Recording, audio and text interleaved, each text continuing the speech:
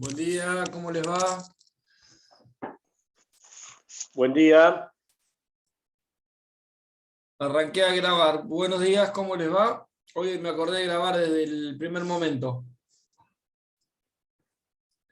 Hoy vamos a hacer una clase breve y rápida, porque no es tan complicado y en realidad es un poco, en alguna parte, consecuencia de lo que ya vienen viendo. Estuvieron viendo todo lo que es la parte de cumplimiento de sentencia, que tiene que ver con, en definitiva, como le decía yo la otra vez, ¿con qué?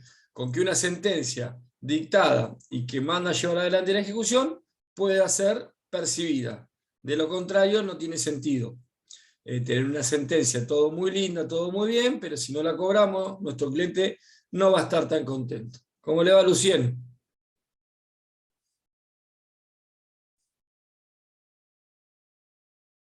Buen día. Buen mate se ve ahí, ¿eh? Bien. ¿Vieron en el día de ayer, o si no, véanlo, porque hubiese sido interesante que vean la clase grabada o la clase que dio ayer virtual el doctor Encerro, lo que es subasta de bienes muebles e inmuebles? Conmigo habían visto lo que era la parte de el ingreso de dinero a través de distintas medidas cautelares y eventualmente cómo, una vez que ingresa el dinero, en definitiva, cómo tengo que hacer para poder percibirlo, que es a través de una liquidación y posteriormente con esa liquidación practicar honorarios y demás. Le voy a ser sincero, a mí me hubiese gustado, para mí tendríamos que nosotros dar liquidación y conjuntamente la liquidación con honorarios, porque de esa manera, digamos, hacemos en el mismo tema, le podemos dar cómo se liquida y cuál es la base regulatoria eventualmente luego para poder regularse. Pero bueno, en definitiva se vio ambas situaciones. Ayer vieron subasta, como les decía. La subasta obviamente no culmina con el acto de subasta, no culmina con el remate propiamente dicho. Seguramente los que la vieron o los que estuvieron presentes virtualmente, se les explicó todo lo que es la subasta electrónica. Hoy ya las subastas se hacen de manera electrónica, con un sistema electrónico regulado por la Suprema Corte, con oferentes que deben estar previamente inscriptos y demás. Y ese es el remate que hoy tenemos en nuestro sistema. Es un remate que funciona, pero no queda o no se limita únicamente a efectuar el remate, sino que una vez efectuado el mismo, debo culminarlo, debo perfeccionarlo. ¿Para qué? Para que ingrese el dinero, y una vez que ingresa el dinero, volvemos a la situación que expliqué yo el día lunes pasado. Hasta que no volvamos hasta que no tengamos el dinero en el expediente, no estamos en esa situación. Para eso tenemos que perfeccionar la subasta. Ese es el tema de hoy. Perfeccionar la subasta. Después, la otra cuestión es qué pasa si no se perfecciona la subasta por algún defecto, que puede ser algún vicio de forma o de fondo, que eso provoca nulidades, o la otra circunstancia puede estar dada justamente por el no pago del saldo de precio, que genera lo que se llama postor remiso. Espérenme un cachito.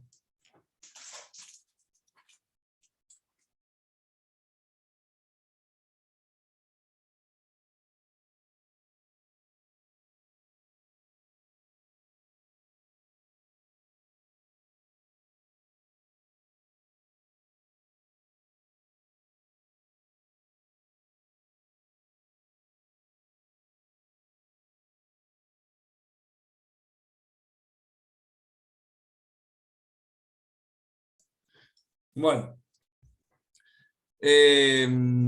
volvemos. Perfeccionamiento de subasta. Les decía, una vez que culmina la subasta, una vez que terminamos lo que es el remate,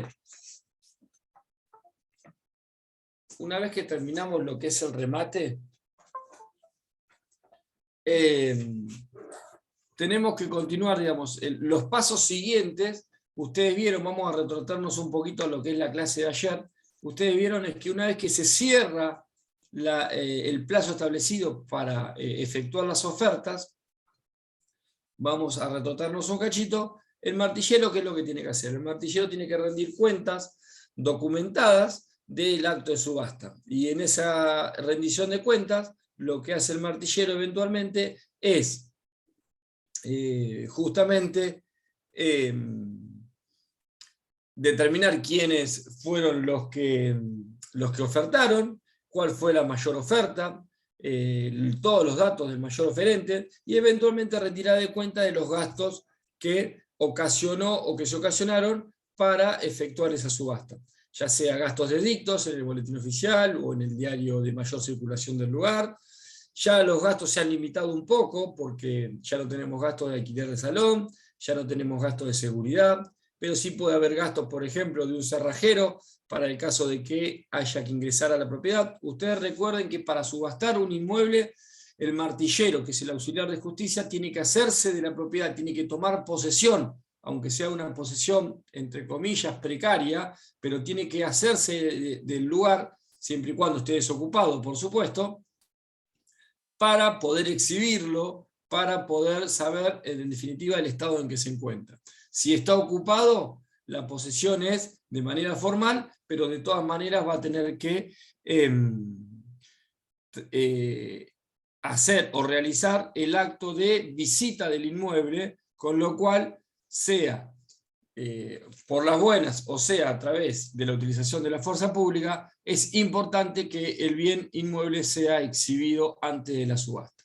Bueno, todas estas circunstancias hacen que, bueno, efectivamente el martillero rinda cuentas. Después seguramente hablaron del acta de adjudicación, se cita al comprador a que efectúe un acta de adjudicación en los juzgados. El juzgado realiza esa acta de adjudicación, que en términos hoy técnicos, legales, si se quiere, hoy esa acta de adjudicación en definitiva viene a ser el boleto de compraventa.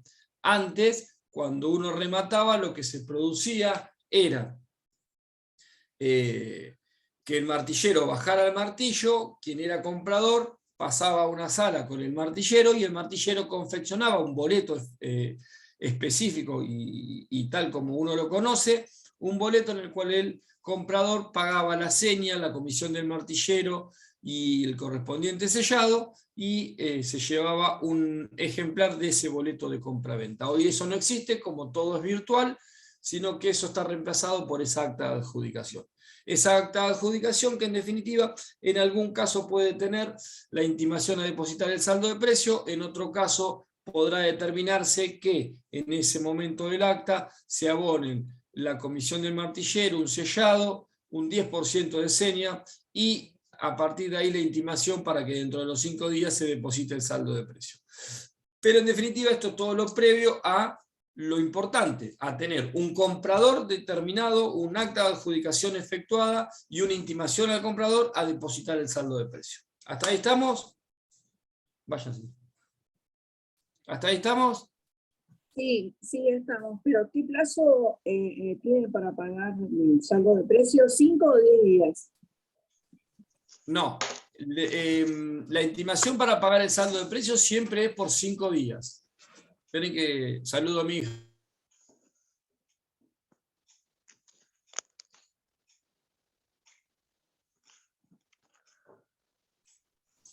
Bien. Siempre es por 5 días.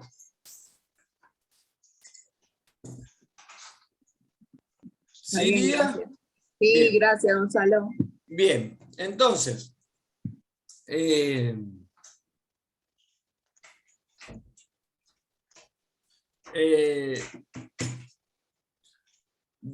digamos, y ahí estamos en la instancia en la cual el comprador tiene que depositar el saldo de precio. Bien, perfeccionamiento de subasta. Bueno, ¿cómo se perfecciona la subasta? La subasta se perfecciona con 2 requisitos esenciales determinados en el artículo 586. Fundamentales, 2 artículos. Perdón, 2 artículos no, 2 requisitos. Obviamente, Obviamente que ahora me voy a retrotraer otro ratito, un segundito. Pero lo importante para perfeccionar la subasta son dos cuestiones, que es el pago del saldo de precio y la toma de posesión. ¿Alguno tiene 586 ahí a mano, por favor? Que me lo lea.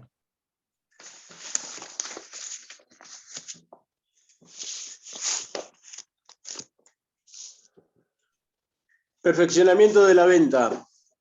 Después de aprobado el remate, la venta judicial solo quedará perfeccionada una vez pagado el precio o la parte que correspondiere si se hubieran otorgado facilidades y luego de realizada la tradición del bien a favor del comprador. Bueno, fíjense que habla del pago de saldo de precio y habla de tradición. La tradición, en realidad, y nosotros le llamamos posesión, debe ser tomada y debe ser entendida como una posesión al menos formal, no desde el punto de vista material. ¿Por qué? Porque puede ser que nos encontremos que depositamos el saldo de precio y cuando vamos a tomar posesión, el inmueble está ocupado. Eso implica que si a mí, aun cuando estoy ocupado, el oficial de justicia no me otorga la posesión, aunque sea de manera formal, no voy a poder perfeccionar la subasta. Y si no perfecciono la subasta, no voy a poder ser considerado comprador definitivo del bien y por lo tanto no voy a tener, y ya les adelanto temas posteriores, la legitimación eventual de los incidentes de desalojo y desocupación previstos en el 588 o los incidentes de desalojo previstos en los procesos de conocimiento. Para yo poder iniciar esos incidentes o esas desocupaciones, tengo que tener el carácter de comprador definitivo. ¿Cómo adquiero el carácter de comprador definitivo? Pagando el saldo de precio y tomando posesión. Les reitero, la posesión a la que refiere el 586 es una posesión o una tradición formal, no material. Puede haber una tradición formal, ¿por qué? Porque el bien está ocupado. Pero de todas maneras el bien debe ser otorgado al momento de efectuar el mandamiento de posesión con un oficial de justicia, aunque sea de manera formal. ¿Se entendió? Y yo les decía hoy, en realidad me voy a una cuestión un poquito previa a todo esto. Esperen, para que pueda depositarse el saldo de precio y para que pueda tomarse posesión, obviamente se tiene que haber aprobado la rendición de cuentas del martillero, no tiene que haber ninguna impugnación de esa rendición de cuentas del martillero, y por otro lado, no tiene que haber pedidos de nulidad de la subasta, porque si hay pedidos de nulidad de la subasta, son cuestiones previas que tienen que resolverse antes de que se intime al comprador al depósito del saldo de precio. ¿Se entiende? ¿Sí? Ahora bien, una vez que tengo ese acto procesal, esa resolución que aprueba la subasta y que se genera esa acta de adjudicación, ahí sí se me genera la obligación por parte del comprador de cumplir con el pago del saldo de precio. ¿Cómo se deposita el saldo de precio? Bueno, hoy por hoy tenemos un montón de mecanismos. Antes uno iba con la plata, todo el fangote de plata al Banco Provisa a depositar. Hoy la realidad indica que se maneja también, y la mayoría de las veces se maneja a través de medios electrónicos, ya sea transferencia, ya sea creación de MEP, ya sea creación de depósitos bancarios a través de autoservicios electrónicos. ¿Sí? Les decía,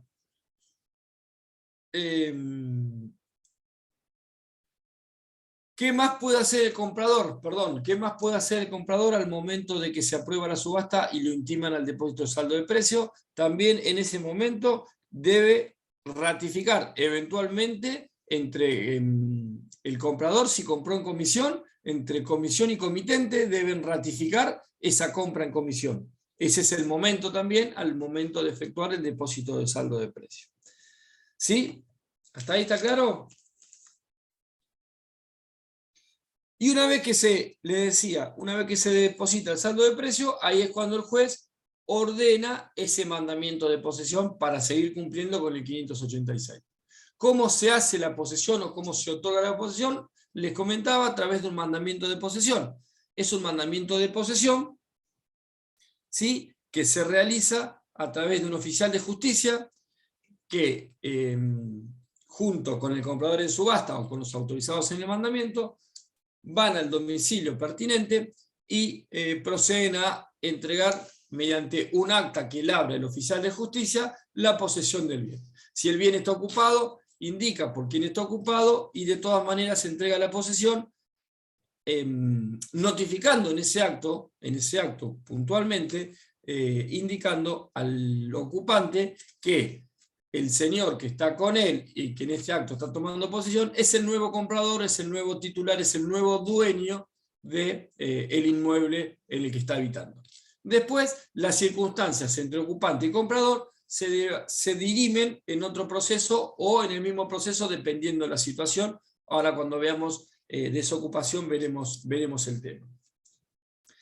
Obviamente que si estamos frente a bienes muebles, al momento de hacer el acta de adjudicación, si son bienes muebles no registrables o bienes muebles registrables, al momento de hacer el acta de adjudicación, si hay que pagar algo, si hay alguna diferencia de pagar, se paga en ese momento y es en el momento en el que se entregan los bienes. Si son bienes registrables, bienes muebles registrables, se entrega el bien y automáticamente se deben realizar todos los trámites tendientes a la escrituración en el caso de un inmueble o la inscripción del automotor en caso de ser un bien mueble registrable. ¿Sí? Ahora bien, vamos al inmueble y vamos a ver los casos que podemos llegar a tener al momento de realizar este mandamiento de posesión y con qué nos podemos encontrar. Edgar, ¿me querías decir algo? Sí, con respecto a la entrega de muebles registrables. O sea, el oficial te entrega el acta y vos de ahí tenés que ir a hacer los respectivos inscripciones en los registros o Bien. el No, mismo... bien. Son dos cosas distintas. En el juzgado se va a entregar el acta de adjudicación. Ese sería tu boleto de compraventa. A partir de ahí, tanto en inmuebles como en muebles registrables, lo que se hacen son todos los trámites tendientes a la registración de un automotor a nombre tuyo o la inscripción de dominio de un inmueble a nombre del comprador en subasta. ¿Sí? Son trámites que se realizan a través del expediente en donde culminan con un testimonio que libra el juez, en donde le ordena al registro de propiedad inmueble que inscriba un inmueble a nombre del comprador fulanito de tal. En el caso del automotor, ordena la inscripción del automotor y además suele firmar un 08, ¿viste el 08 con el que se transfieren los automotores? Suele firmarlo el juez, o el juez autoriza en ese testimonio que yo estoy diciendo para que lo firme, por ejemplo, Fabiana. Entonces va Fabiana con el testimonio del juez firmado y el 08 firmado por ella, con los datos del automotor, e inscribe el automotor a nombre del comprador sin ningún tipo de problema.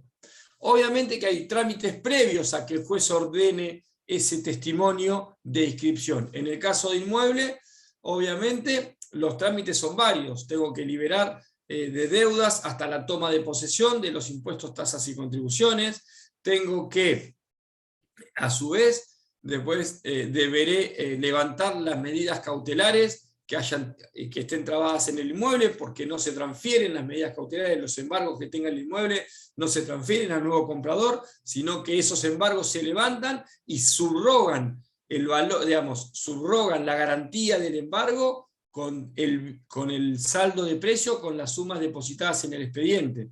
Esto está todo previo, se hace todo previo y tiene que ver con los temas que van a ver las clases siguientes, que son con el orden de privilegio y cómo se distribuyen los fondos. ¿Sí? Pero en definitiva, no es que a vos te entregan el vehículo y arreglate. No, a través del expediente tenés que hacer todos los trámites necesarios para, en definitiva, poder inscribir ese inmueble o ese automotor a favor tuyo. ¿Sí? Gracias. Bien. Decía. No te dejo hablar, perdón. Pero tenemos el acta de adjudicación. Después va a haber un testimonio, que con ese testimonio se va a hacer lugar en la inscripción, y el mandamiento de toma de posesión, de constatación. Tres cosas. Tenemos el acta. Sí. Luego del acta tenemos el depósito del saldo de precio. Sí. Luego del depósito del saldo de precio el juez ordena el mandamiento de posesión. Sí. Ahí perfeccionamos la subasta. Y a partir del perfeccionamiento de la subasta, el comprador comienza con todos los trámites tendientes a que se inscriba el inmueble a su nombre. Todos los trámites necesarios para la inscripción del inmueble. Cuando termino todos esos trámites tendientes a la inscripción del inmueble, el juez ordena ese testimonio de inscripción del inmueble a nombre del comprador. ¿Sí? Entre esos trámites, ¿qué tenemos? El levantamiento de las medidas cautelares, al solo efecto de escriturar, la liberación de impuestos, tasas y contribuciones, quiere decir, Sí. la liberación de municipalidad, obras sanitarias y ARBA, hasta que toma posesión. Para atrás le corresponden al anterior comprador, para adelante le corresponden al nuevo comprador, salvo expensas. Expensas deben pagarse con el producido de la subasta, y si no se pagan con el producido de la subasta, son propter rem y deben ser abonadas por el comprador en subasta. ¿Sí? Una vez que termino esos trámites, automáticamente el juez ordena la inscripción del inmueble a favor del comprador. ¿Sí?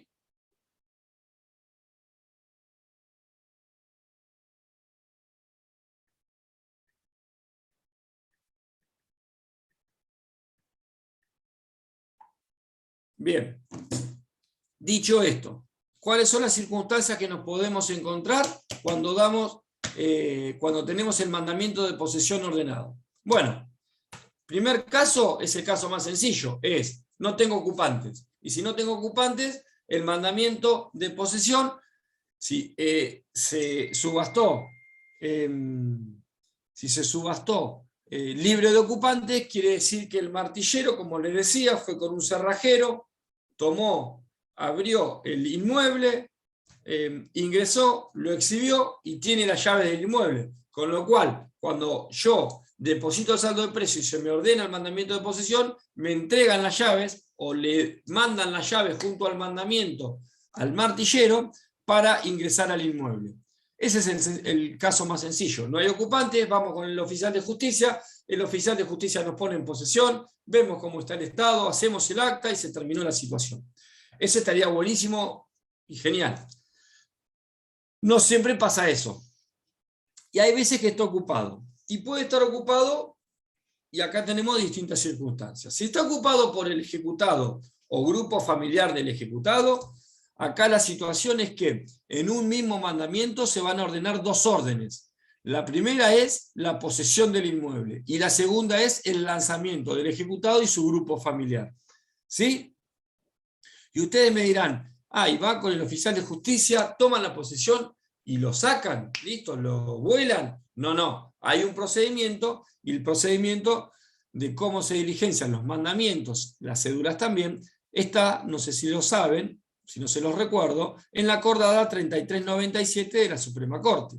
Ahí tienen que ver los artículos del 224 al 226 que manejan cómo es el funcionamiento de un lanzamiento y los plazos previos que le dan. Vale decir, vamos a hacer el mandamiento de posesión. En ese mismo mandamiento nos encontramos que está el ejecutado y su grupo familiar. En ese mismo momento agarra el oficial de justicia, formalmente entrega posesión e indica intima a los ocupantes, al ejecutado y su grupo familiar, que en un plazo determinado, que puede ser un mínimo de 3 días, un máximo quizás de 10 días, que deben desocupar el inmueble. Si en ese plazo, eso es lo que es el acta conminatoria, un acta conminatoria para la cual deben desocupar el inmueble. Si en ese plazo que se le da para desocupar no se desocupa, regresa el oficial de justicia junto con el comprador y automáticamente hace sí el lanzamiento, hace el desalojo del ejecutado y su grupo familiar. ¿Se entiende?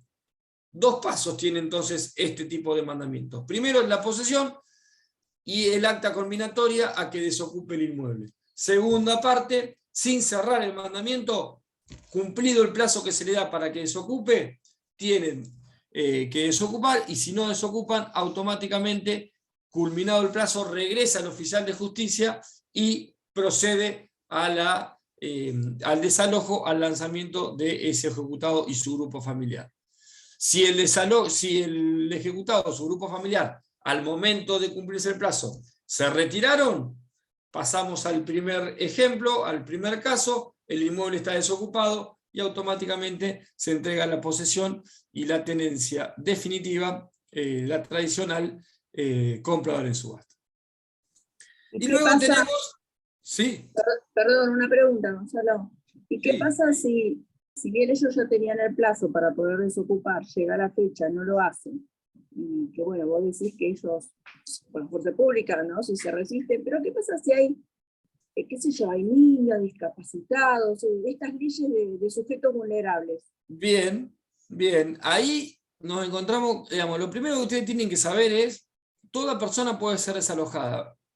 ¿Por qué? Y esto tienen que saber, porque ustedes fíjense que siempre cuando ustedes hablan con alguien, dicen, no, a mí no me van a desalojar porque yo estoy con menores, no, porque yo tengo un discapacitado, no, porque yo tengo un enfermo.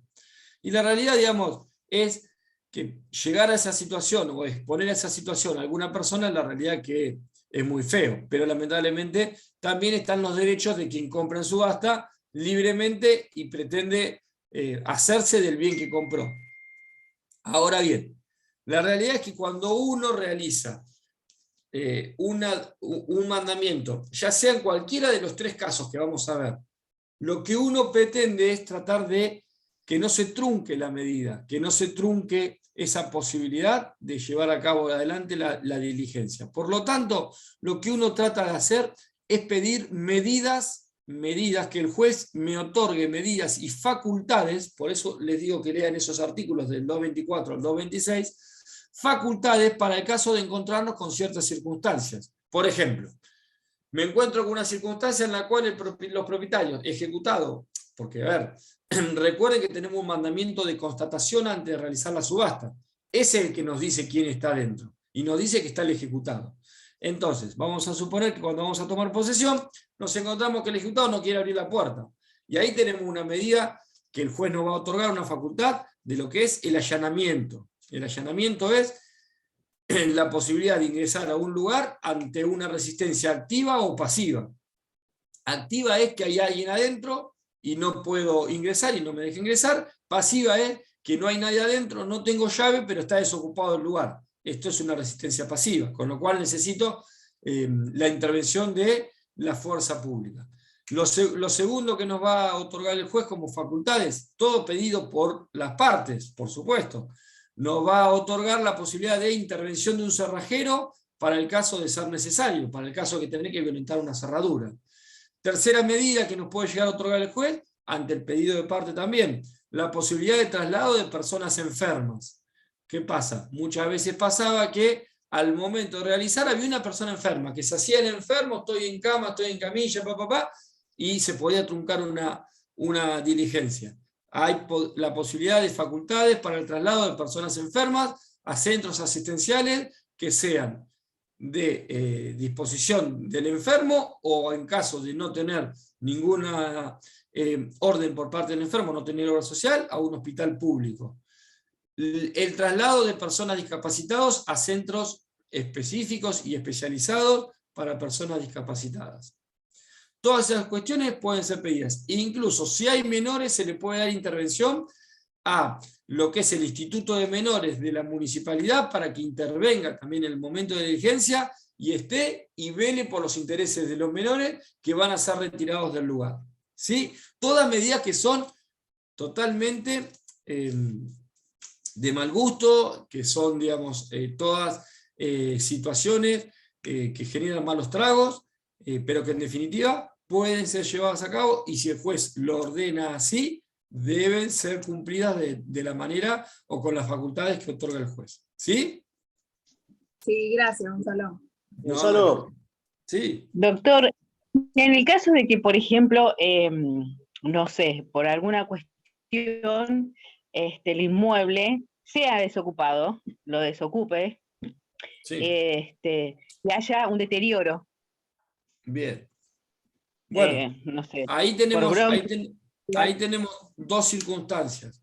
Una va a estar dada por cuál deterioro hay y cuál diferencia hay entre lo constatado en su momento, Sí. lo que se observó el día de la visita, que les reitero, por eso es fundamental el día de la visita, y que la misma se realice, y lo que nos encontramos al momento de la toma de posesión. La realidad es que si hay un deterioro absoluto del inmueble, lo primero que ustedes tienen que saber es que lo que se labra es un acta pertinente y se genera una denuncia penal, obviamente. Ajá. Hay un delito penal. Sí. Lo segundo es la posibilidad eventualmente de que haya una disminución del valor de compra en función de este deterioro, que puede generarse a través de esta toma de posesión y eventual planteo del comprador, argumentando justamente este deterioro, esta destrucción absoluta o casi absoluta del inmueble que él compró bajo otras condiciones. Son las dos circunstancias que se pueden dar.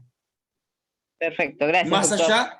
Más allá de los daños y perjuicios que se le pueden generar o iniciar a las personas que estaban ocupando. Pero les reitero, principalmente se va a generar una acción penal que obviamente va a llegar a buen puerto. ¿Por qué? Porque tanto el mandamiento de posesión, de constatación, como el mandamiento que se genera para ingresar al inmueble el día de visita, generan o son efectuados por oficiales públicos, con lo cual labran actas y se determina, digamos, en las verdaderas condiciones con actas públicas, con lo cual el estado del inmueble luego no puede ser negado. ¿Sí? Perfecto. Gracias, Bien. doctor. Vamos con el tercer caso. El tercer caso es en el caso de que esté ocupado por terceros. El primero era sin ocupantes, el segundo era ocupado por el ejecutado y su grupo familiar, el tercero estamos hablando de ocupado por terceros. Y acá, el ocupado por terceros, tenemos dos circunstancias. El ocupado por terceros, recuerden ustedes que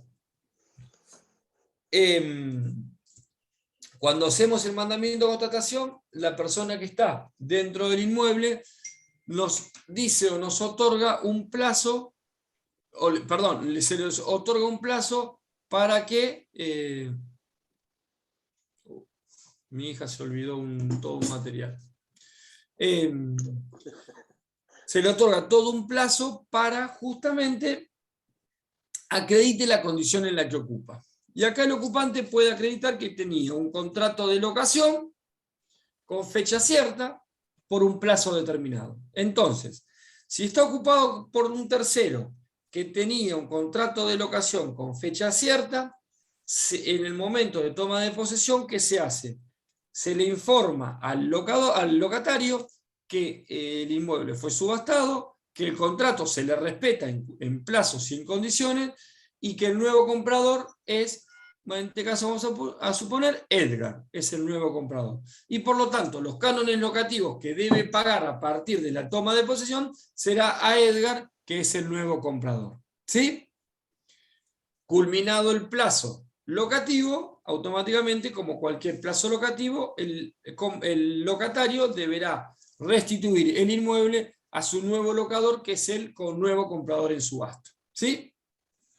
Luego tenemos otra situación, que es un ocupante sin ningún tipo de contrato o con un contrato informal, con un contrato sin fecha cierta, un contrato que podríamos determinarlo como un contrato, en definitiva, de dudosa procedencia. En ese caso, ahí automáticamente se abre la vía incidental del 588. Ese es el caso del 588. Es en el caso de que la persona que ocupa ya sea a través de un contrato de locación que no tenga fecha cierta y demás, o a través de un comodato, o a través de ningún título, pero él manifiesta en el momento del mandamiento de contratación que lo ocupa en carácter de ocupante, y nada más. Eso se canaliza si no se retira la persona a través de lo que llama el incidente del 588. Pero fíjense ustedes que para que se produzca el 588, fíjense que el artículo mismo 588 dice: no procederá el desalojo de los ocupantes del inmueble subastado hasta tanto no se hubiese pagado el saldo de precio y hecho la tradición. ¿Qué quiere decir? Hasta tanto no se haya perfeccionado la subasta. Quiere decir que voy a tomar posesión. Está ocupado por un tercero que no tiene contrato, que el contrato es de dudosa procedencia, no tiene fecha cierta y demás. El oficial de justicia me va a dar una posesión formal. Ahí perfecciono la subasta y ahí me encuentro con la legitimación de poder iniciar este incidente de desalojo que prevé 588 y es un proceso que obviamente, como todo proceso incidental, provocará que en definitiva sea acotado en el tiempo en cuanto a plazos y en cuanto a medios probatorios. Y el tercer caso está dentro de este subcaso de ocupado y que no podrá ser desocupado de manera inmediata. Es el caso de que esté ocupado por alguien que determine o diga o haya acreditado o haya pretendido acreditar una condición de derecho posesorio sobre el inmueble. Vamos a suponer que cuando se va a hacer el mandamiento de contratación diga, no, miren, yo soy comprador por boleto.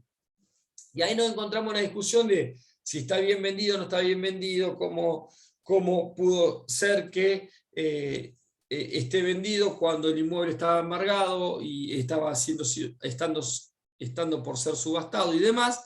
Pero bueno, ahí nos encontramos con lo que se llama derechos posesorios, con lo cual ahí ya no puede realizarse un desalojo a través del incidente del 588 y me tendré que ir a un proceso de conocimiento más amplio, a una acción reivindicatoria, con amplitud probatoria, un proceso ordinario, con plazos más amplios y demás. ¿Entienden? 3 casos. Primero, ocupado por una persona que tiene un contrato con fecha cierta y demás. Se le debe respetar el contrato, solamente se le comunica que el nuevo comprador en subasta es fulanito de tal y que a partir de la toma de posesión los cánones locativos se le deberán abonar al nuevo comprador en subasta y luego restituir el inmueble al nuevo comprador en subasta.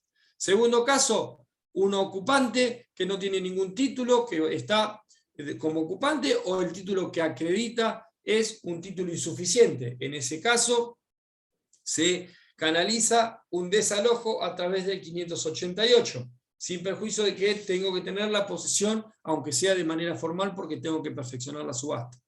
Tercer caso, el caso de que quien ocupa, ¿sí?, lo que reclama o lo que aduce son derechos posesorios sobre el inmueble que está ocupando. En ese caso, perfeccionada la subasta, deberé canalizar mi reclamo de desalojo a través de lo que es el proceso de conocimiento, vamos a suponer, una acción reivindicatoria. ¿Estamos? Sí, ¿Estamos claritos ahí? Yo, Sí. ay, me olvidé. Bueno, cuando la recuerde No, me la decís. bueno. Lo que le quería preguntar es que, ahí me acordé, en el mandamiento de constatación, se dice en el carácter en que está la persona en la propiedad, porque si yo hago el mandamiento, viene el oficial, ¿usted en qué carácter vive acá? Y yo ya le digo que soy, no sé, un inquilino o soy una persona que tiene los derechos de como para hacer la ocupación. Sí. ¿Le doy un preaviso de la subasta o no? Sí. Quiere decir que, bueno, saben dónde más o menos... Sí. Lo digo porque si hacemos un incidente, bueno, buenísimo. Un incidente sale, dentro de todo sale rápido, pero si vamos a hacer una reivindicación en un proceso de conocimiento, pobre, el hombre va a estar como 2 años sin poder adquirir la propiedad. Es que si vas a la página y entras a un inmueble y vas a la descripción abajo, te dice que está ocupado, describe cómo está el inmueble. A ver, ustedes tienen que entender algo, Lucien. Cuando uno compra en subasta, siempre hay un alias, siempre hay un riesgo. Sea que esté desocupado, sea que esté ocupado por el ejecutado, sea que esté ocupado por un inquilino que tenga contrato bien, sea que esté ocupado por un ocupante, sea que esté ocupado por alguien que acredite o que manifieste derechos posesorios. Siempre hay un riesgo. ¿Sí? Hay un montón de riesgos en una subasta. Con lo cual, lo que vos decís, sí sabe. Por eso también, dependiendo de estas circunstancias, será el valor del inmueble, por ejemplo. Entonces, quien compre en subasta, lo importante es que tiene que saber las condiciones en las que compra. Después, quien compre sabe las condiciones y sabe en dónde se mete. Obviamente deberá estar asesorado por un abogado, pero en definitiva sabe lo que compra. Por eso es muy importante la constatación, por eso es muy importante la visita previa, por eso es muy importante lo que vos me decís, el mandamiento de constatación dice que fulanita, que Luciana alquila, está en carácter de inquilina. Pará, el juez también te va a decir, pará, vení a acreditarme que está en carácter de inquilina y mostrame un contrato serio de que estás en carácter de inquilina. ¿Sí? Y después el comprador tiene todos estos datos y tiene todo esto porque además esto figura en el edicto. Son las condiciones de venta. Así te lo vendo. Vamos a suponer que te lo vendo y digo, che, mirá, te lo vendo, pero sabé que está todo destruido adentro.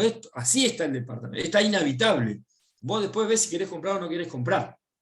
Lo que no podés es sorprenderte por decir, che, compré esto y al final no lo puedo usar porque no lo puedo desalojar. Sabías que estaba ocupado por alguien que decía que tenía derechos posesorios. Es tu condición. Vos tomalo o dejalo. ¿Sí? Y eso también repercute obviamente en el precio.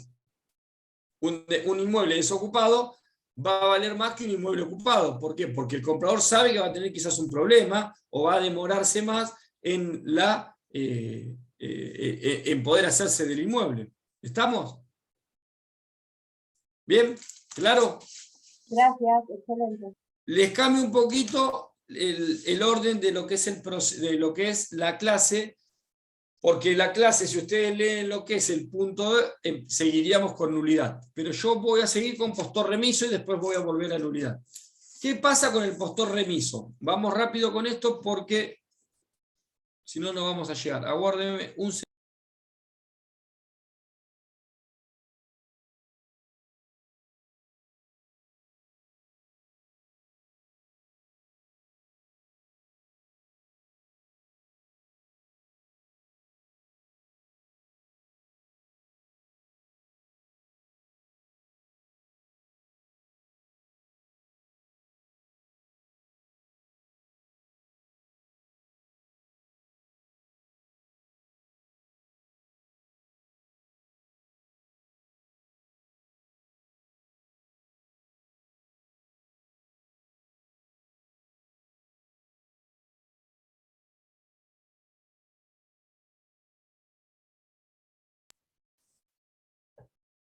Bien, acá estamos. Bien, postor remiso.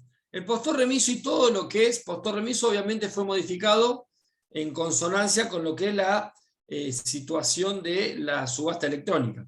El 585 fue modificado casi en su totalidad, porque antes quien no depositaba el saldo de precio quedaba postor remiso y automáticamente se ordenaba una nueva subasta. Esta situación ha sido modificada y acá tienen que ustedes tener presente dos cosas. Obviamente es el 585 por un lado y por otro lado la acordada 3604 del 2012 de la Corte. ¿Sí? Son las dos cuestiones que van a tener que tener en cuenta. ¿Por qué? ¿Cuándo se da el caso de postor remiso?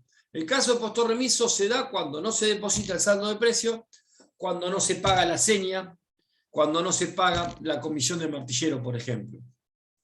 Obviamente que postor remiso puede darse en nuestros casos cuando, llamado a realizar el acta de adjudicación, la persona no se presenta, cuando intimado al depósito de saldo de precio, el pago no se efectúa, o cuando eventualmente tiene que pagar la seña y la seña no es abonada, ya sea en esa acta de adjudicación o con alguna anterioridad, dependiendo, digamos, de las condiciones de subasta. ¿Sí? Pero bueno, tenemos esta situación, en el cual, en definitiva, quien ha sido considerado adjudicatario definitivo del inmueble, debe cumplir, como dijimos al principio, con sus obligaciones de pago de saldo de precio, de comisión de martillero y eventualmente de la seña. ¿Sí? ¿Qué pasa? Antes, les reitero, antes se ordenaba automáticamente una segunda subasta. Ahora, lo que ha determinado en la nueva modificación de la ley y el nuevo artículo 585 es justamente la posibilidad de que antes de que se realice una nueva subasta, lo que se produzca sea al menos la posibilidad de que esa subasta sea reflotada, o sea, se mantenga por los anteriores oferentes al oferente definitivo. Para esto, ¿qué tengo que tener? Primero tengo que tener dos condiciones. Las dos condiciones que se deben dar son, primero, es que los compradores o los oferentes anteriores al comprador definitivo sean oferentes que hayan efectuado su oferta con reserva de postura. Reserva de postura prevista en el artículo 40 de la acordada 3604. ¿Sí? La segunda condición es que la oferta de este oferente anterior al ganador sea o esté dentro del 95% de la oferta anterior. Vale decir que si el comprador definitivo, el ganador, compró en 100, este segundo oferente anterior al ganador debe ser un oferente con reserva de postura y que haya ofertado al menos 95 pesos, que es el 95% de estos 100. Si tengo esas dos condiciones, el juez invita a este segundo oferente le manifiesta que el primero, el ganador, no depositó y que si le sigue interesando, se lo adjudica a él. Obviamente, este segundo oferente puede decir sí o no. Si dice no, no es que él cae en condición de postor remiso. Postor remiso únicamente es el primer incumplidor, no todos los siguientes que cumplen con estas dos condiciones que le dije y que el juez se los ofrece para tratar de salvar la subasta. ¿Sí? ¿Se entiende hasta ahí? Entonces, postor remiso, quien no cumple con sus obligaciones, automáticamente, antes de disponer una nueva subasta, se dispone para aquellos oferentes que hayan hecho reserva de postura, conforme al artículo 40 en el 3604, y efectuado su oferta dentro de ese 95% de la oferta ganadora, podrá ser invitado a ser considerado comprador definitivo. Si luego de tener esta posibilidad el juez no logra que estos compradores acepten ser compradores definitivos, y ya nos encontramos con aquel que haya hecho reserva de postura, pero que esté por debajo del 95%, en ese caso ya el juez no puede o no tiene la facultad de imponer salvaguardar la subasta, sino que necesita sí o sí el consentimiento del ejecutante y del ejecutado. Algo medio difícil y algo medio raro de que suceda. Primero, ¿por qué? Porque en este caso quizás el ejecutado ni siquiera esté presentado, o si está presentado es medio difícil que el ejecutado acepte que en definitiva la subasta que efectuó y hizo que perdiese un bien de él sea en definitiva perfeccionada de esta manera o por un precio que quizás él considera mucho menor del precio que corresponda. Perdón, profe, se me cortó cuando dijo ¿en qué situación se necesita el consentimiento del ejecutante y el ejecutado? Cuando los oferentes posteriores al ganador no hayan hecho ofertas que alcancen ese 95% del postor ganador. Vale decir, una persona, el ganador fue adjudicado con 100.000 pesos, pero en definitiva el anterior oferente había ofertado 85.000, o sea, ofertó un 85%. En ese caso, por más que haya hecho, tiene que haber hecho reserva de postura, por supuesto, pero en ese caso el juez no tiene la potestad de ofrecérselo a esta persona porque necesita el consentimiento de ejecutante y ejecutado. ¿Sí?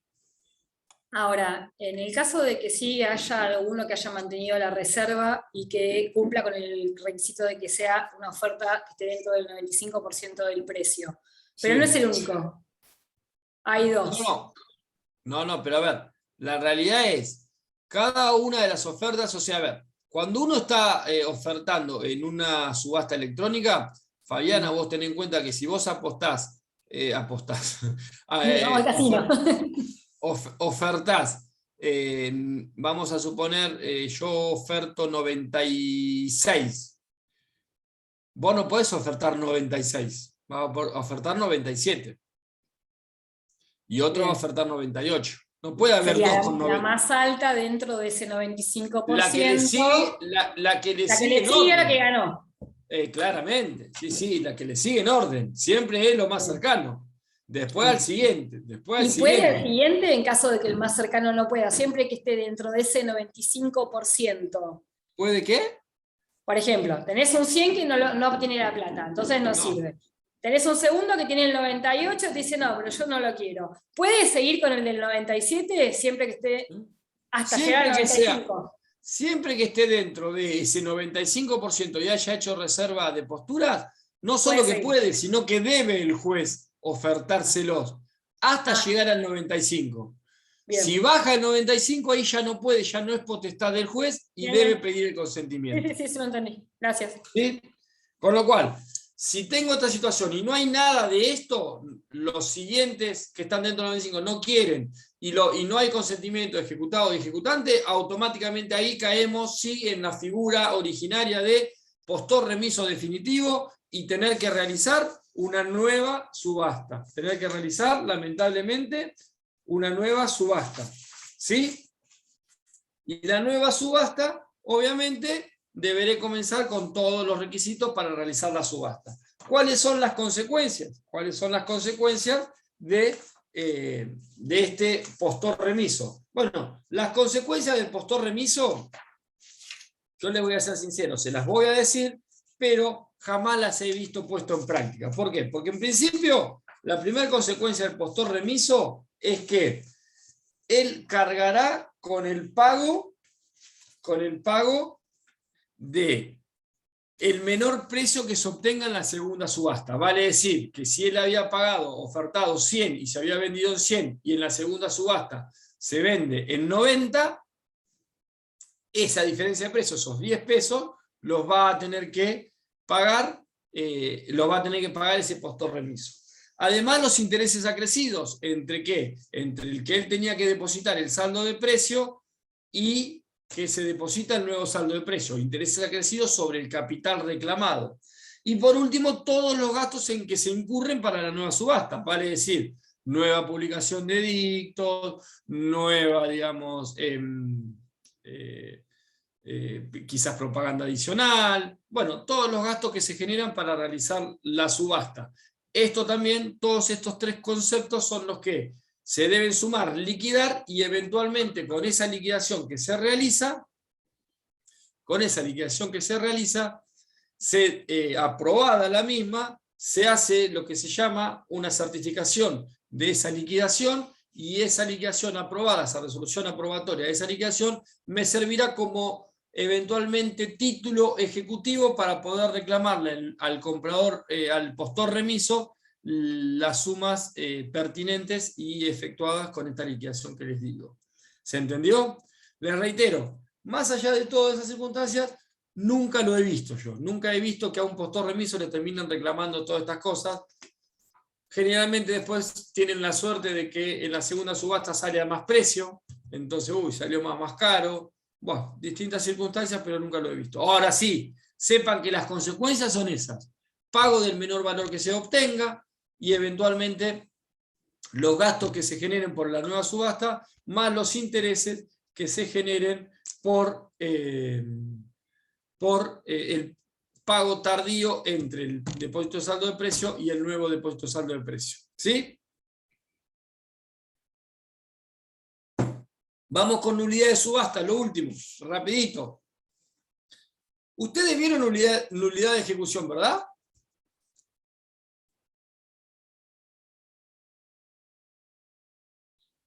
Estamos a una semana del parcial. De vuelta, ¿vieron nulidad de ejecución?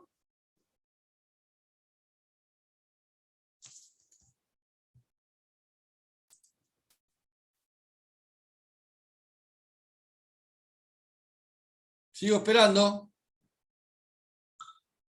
¿Vieron? No, profe, no. ¿No vieron? No. Para. No quiero Cuando equivocarme, vieron, pero no. después de pago y prescripción, tienen que haber visto las excepciones de El 543. 542, incisos 8 y 9. Y el 543. ¿Cómo? El artículo 543. 543, inciso 1 y 2. ¿No lo vieron eso? ¿Vieron nulidad de ejecución? No lo vimos. No, ¿Cómo? no lo vimos, Gonzalo. Pero Quedó pendiente. como nulidad de notificación, ¿no lo vimos? O por eso, Una de las cosas es nulidad de la notificación, sí. creo que habíamos Sí. hablado algo de nulidad de notificación. ¿Cómo? Me parece que algo habíamos hablado de nulidad de notificación. Y tuvieron que haber visto quita espera, cosa juzgada vieron, y después venía nulidad de la ejecución. Creo que como Creo que tema no lo vimos vimos. que Sí, había lo dos vimos. vías, por excepción y por... creo que vimos que había dos vías, por excepción y por incidente. Eso es. Sí. Bueno, vieron eso. Bueno, fíjense, Poquito.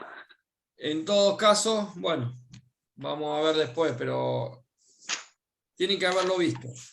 La nulidad de subasta, ¿por qué les pregunto esto? Porque la nulidad de subasta es en definitiva una especie de género de nulidades procesales. Las nulidades procesales, no sé si les explicaron cuando les explicaron nulidad de la ejecución, las nulidades procesales son relativas, no son nulidades como las del Código Civil y Comercial, en las cuales eventualmente estamos hablando de nulidad absoluta. Acá son todas relativas. ¿Qué quieren decir que son relativas? Que en definitiva todas son confirmables, todas son eventualmente, o en principio, todas son confirmables, o todas son, ¿cómo decirles? Solucionables. Ahora bien, como les decía, como esto es una especie dentro del género de nulidades procesales, nos tenemos que atener a un artículo puntual, que es el 587,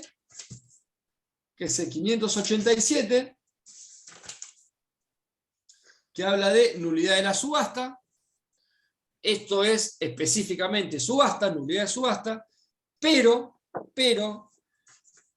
eso lo tenemos que coordinar, lo tenemos que complementar con las nulidades procesales previstas en el artículo, en el capítulo, específico de nulidades procesales previstos en el artículo 169 a 174. ¿Sí? De 169 a 174, ustedes van a ver todo lo que está relacionado, en definitiva, a nulidades procesales. Y el 587 del Código de Provincia habla específicamente de nulidades de subastas. En el caso de Nación, tenemos dos artículos que tienen que tener en cuenta, el 592 y el 593. ¿Por qué tenemos esta diferencia? Porque en el Código de Nación, el 592 permite declararse la nulidad de oficio, algo que en provincia no está previsto legalmente, pero sí jurisprudencialmente ante casos de grave situaciones institucionales. Las nulidades procesales, como les decía, al ser relativas, toda nulidad relativa no es posible su declaración de oficio, salvo gravedad institucional, gravedad de tal magnitud que genere una violación a los derechos de defensa en juicio de las partes.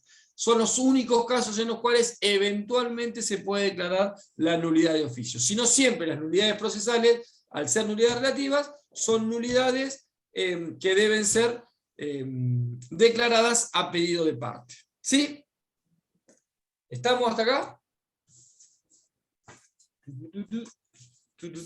¿Sí? Como toda nulidad, obviamente los requisitos que debemos tener son los requisitos previstos en el artículo 169 a 174. Primero, tiene que haber la existencia de un vicio. Para que ustedes tengan en cuenta algo, y es muy importante que hoy lo tengamos en cuenta. La realidad es que la nulidad de subasta hoy prácticamente es nula, valga la redundancia. ¿Qué quiero decir que es nula? En realidad hoy hay muy pocos casos de nulidad de subasta. ¿Por qué? Porque al ser todo electrónico y hacer todo de la manera que se está haciendo, la realidad es que los vicios del acto de subasta, en realidad pueden ser o son muy pocos. Pueden ser o son muy pocos. Esa es la realidad. Entonces, nulidad de subasta, tiene que haber un vicio en el acto de subasta. El acto de subasta se realiza todo electrónico, es muy difícil. Les reitero que hoy se puedan dar todos esos casos que antes, si ustedes ven las matrices, había un montón de casos en los cuales había nulidad de subasta porque en el acto de subasta no dejaban ofertar a alguien, o en el acto de subasta se bajaba el martillo a alguien cuando otro estaba ofertando, o muy raro, en el acto de subasta. Puede haber nulidades por vicios anteriores al acto de subasta. Por ejemplo, puede haber vicios en que no se publique edictos, puede haber vicios en que no se publique, no se exhiba el inmueble. Bueno, esos son vicios anteriores al acto de subasta, no son vicios del acto de subasta. ¿Por qué les digo esto? Porque la realidad es que el plazo para poder plantear la nulidad de una subasta es de 5 días desde la realización del acto de subasta. Ahora, si el vicio está generado con anterioridad al acto de subasta o con posterioridad al acto de subasta, ahí entramos dentro de las nulidades generales, estas que yo les refería, del 169 y 174, y los 5 días se producen o se deben contar a partir del conocimiento del vicio que genera el acto de nulidad o el acto nulo. ¿Estamos? Son distintas las circunstancias. Pero les reitero, nulidad del acto de subasta hoy es muy raro con las subastas electrónicas, es muy raro que se dé. Cada vez se dan menos, obviamente. Ahora bien, no importa, vayamos al contexto y a lo teórico. Tiene que haber la existencia de un vicio. El perjuicio ocasionado debe ser real y concreto. Yo no puedo decir, ay, llegué tarde a la exhibición del inmueble y cerraron. No, bueno, llegaste tarde, listo. O sea, ya no hay ningún vicio, no hay ningún, digamos, perjuicio. O, ay, la realidad es que no me acuerdo cómo fue. Bueno, no te acordás cómo fue, no es un problema. Ahora vamos a ver, pero en definitiva, este perjuicio ocasionado, que se ve real y concreto, se llama principio de trascendencia y está previsto en el artículo 169 del Código de Procedimiento. Fíjense que el 587 nos habla de nulidad de subasta, pero en definitiva, tenemos que estar mucho y leer mucho el 169 a 174, les reitero siempre esos artículos. Tenemos que tener en cuenta el principio de convalidación, del artículo 170. Vale decir que no haya consentido la parte que pide la nulidad el vicio que generó la nulidad. Ese es el principio de convalidación. Recuerden, nulidades procesales, nulidades relativas, pueden ser convalidadas tácitamente o expresamente. Y si fueron convalidadas porque transcurrió el plazo o porque expresamente yo hice alguna manifestación determinada, ese vicio fue convalidado, fue consentido, automáticamente me veo truncada en la posibilidad de plantear esta nulidad. ¿Sí? Y después, eventualmente voy a tener que demostrar, cuando yo pida mi nulidad, el interés que procuro subsanar. Y eso está previsto en lo que es el artículo 172. ¿Sí?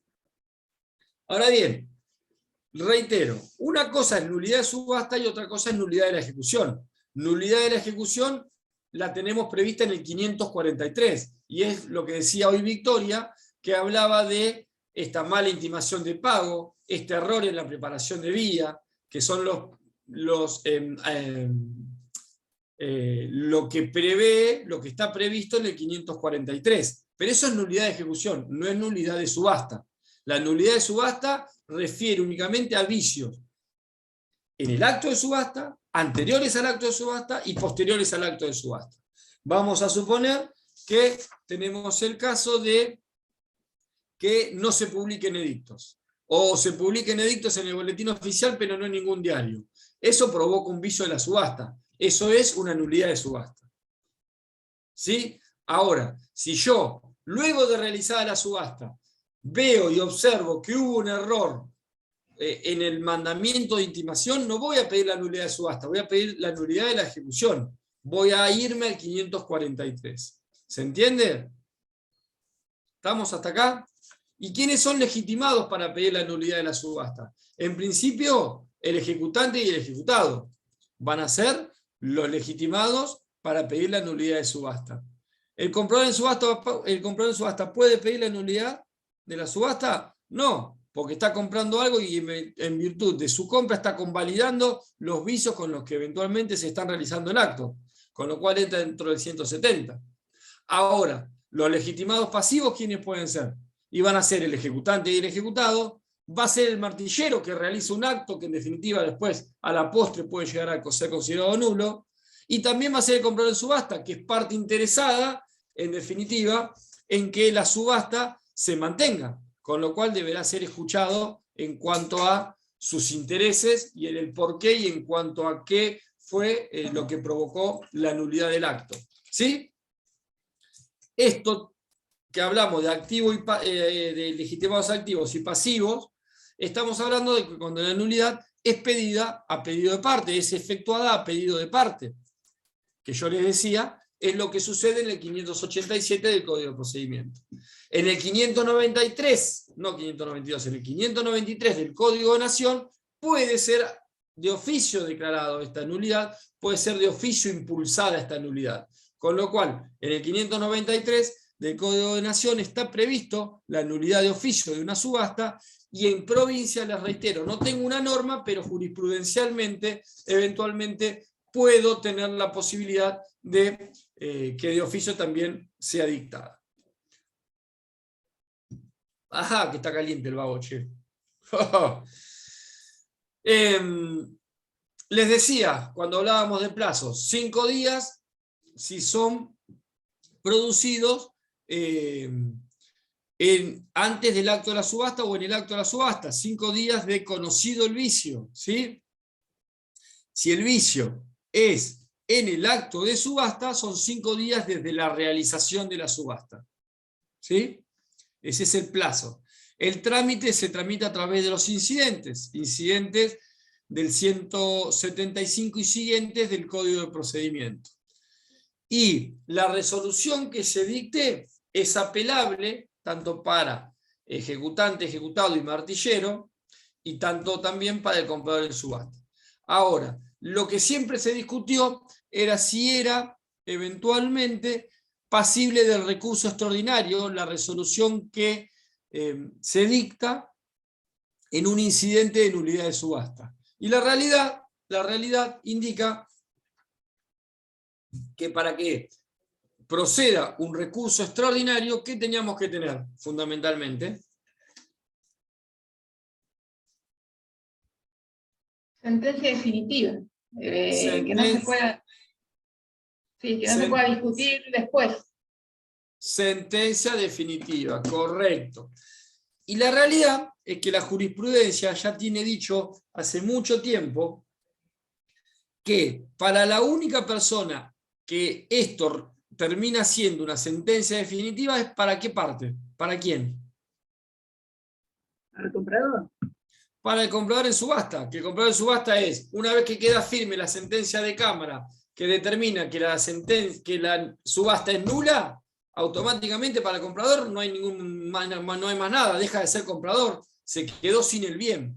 Por eso para él es definitiva. En definitiva, para él es pasible eventualmente este recurso extraordinario. ¿Sí? Y les doy algunos casos en los cuales no procede las nulidades, aunque ya algunos casos, les reitero, con la subasta electrónica no lo tenemos más, ya no existen más. Por ejemplo, error de datos expuestos en los edictos. En esos casos, estoy diciendo los casos en los que no procede la nulidad.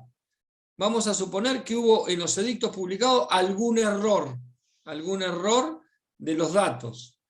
Vamos a suponer que hay un error en los datos del inmueble en cuanto a medidas. No procede. Diferencia entre lo que dice el auto de venta y lo que dice la publicación de edictos. Hay un principio que se llama principio de inexcusabilidad de la consulta del expediente. Vale decir que quien quiere comprar en subasta no debe solamente guiarse o ceñirse por lo que dicen los edictos. Debe a su vez tener, inexcusablemente va a tener que consultar el expediente y ver las constancias del expediente. Va a tener que analizar el título de propiedad que está en el expediente, va a tener que analizar el auto de venta que está en el expediente. Hay un principio de inexcusabilidad. Eso es lo que provoca que luego yo no pueda plantear una nulidad aduciendo que el edicto dice una cosa y el auto de venta dice otra. ¿Sí? Después, falta de citación del acreedor hipotecario. ¿Se acuerdan que el 569, uno de los requisitos en el acto de venta era la citación del acreedor hipotecario conforme el 569?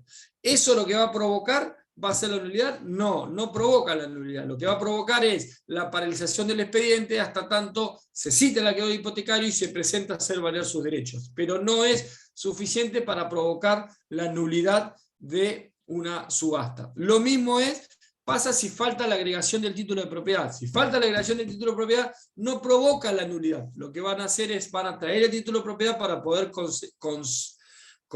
continuar con la causa, pero no provoca en principio las nulidades de una subasta. Estos son algunos de los casos o algunos de los supuestos en los cuales no procede la nulidad de la subasta. Y un último caso que les quiero comentar es el caso de que haya una nulidad procesal, una nulidad de ejecución, pero que la subasta sea válida.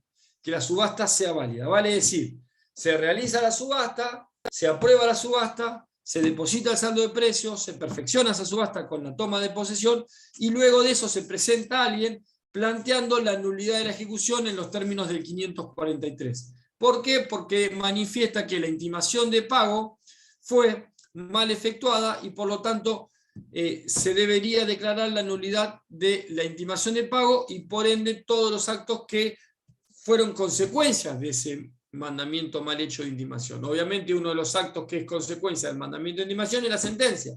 Y si no tengo sentencia, no tengo auto de venta. Y si no tengo auto de venta, no tengo subasta. ¿Sí?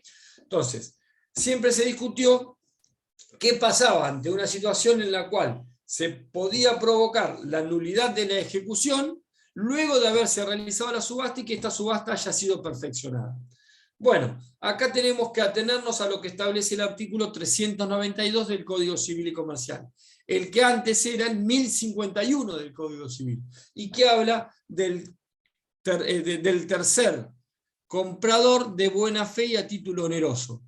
En este caso, lo que ha determinado la Corte, a ver si lo tengo acá, alza contra Fernández sobre apremio incidente de nulidad, causa 35.394. 35.394. Del 15 de marzo de 1988, fíjense.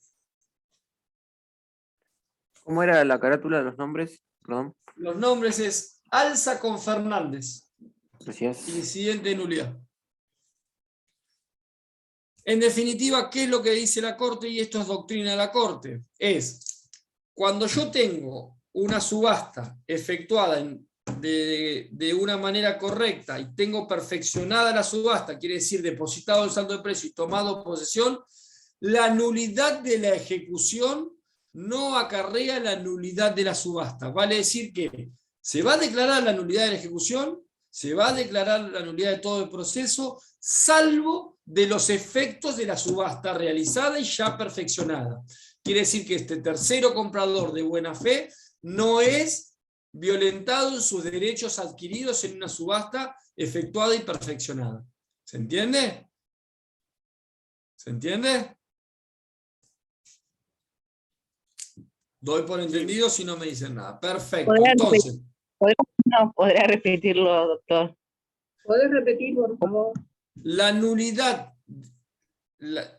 por doctrina de la Corte, la nulidad que se declara de un proceso ejecutivo en su totalidad no acarrea la nulidad ni la invalidez de una subasta que haya sido realizada y perfeccionada, vale decir que se haya tomado la posesión y se haya depositado el saldo de precio y se haya tomado la posesión, por ser el comprador en subasta un tercer comprador de buena fe y a título oneroso, conforme el artículo 392 del Código Civil y Comercial. Vale decir que todo va a ser nulo, todo va a ser inválido, salvo los efectos de esta subasta. Los derechos del comprador en subasta van a estar salvaguardados y no van a poder ser afectados. Quiere decir que, por más que se dicte la nulidad de todo el proceso, la subasta es válida y el inmueble no va a volver atrás, ni va a ser devuelto al ejecutado que solicitó, vamos a suponer, la nulidad y ganó la nulidad de la ejecución. ¿Qué va a pasar con ese ejecutado? ¿Qué va a tener que hacer? Lamentablemente, una vez declarada la nulidad de todo el proceso, y como no va a poder recuperar el inmueble, porque el inmueble va a quedar en poder del comprador en subasta, que había perfeccionado la subasta, va a tener que iniciar un proceso de daños y perjuicios por la subasta de un inmueble en virtud de un proceso que luego fue declarado nulo. ¿Sí? ¿Sí? Sí, perfecto. Sí. Bien. ¿Hay alguna duda? Si no, con esto culminamos.